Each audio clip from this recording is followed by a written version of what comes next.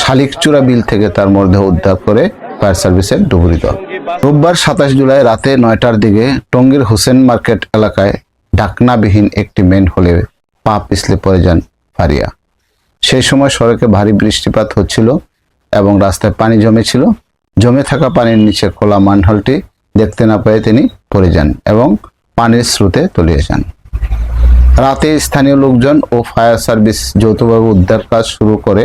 প্রবল স্রোত ও অন্ধকারের কারণে রাতভর তল্লাশি চালিয়েও তাকে খুঁজে পাওয়া যায়নি। পরদিন সোমবার সকাল থেকে আবার উদ্ধার অভিযান শুরু হয়। অবশেষে মঙ্গলবার সকালে তার মরদেহ বিলের পানির মধ্যে ভেসে উঠলে তা উদ্ধার করা হয়। নিহত ফারিয়া তাসনিম জ্যোতি ঢাকার মিরপুর 10 নম্বর এলাকার বাসিন্দা।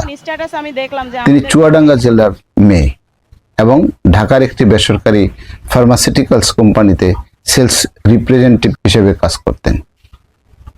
দুর্ঘটনার পর গাজীপুর সিটি কর্পোরেশনের 4 সদস্য বিশিষ্ট একটি তদন্ত কমিটি গঠন করা হয়েছে।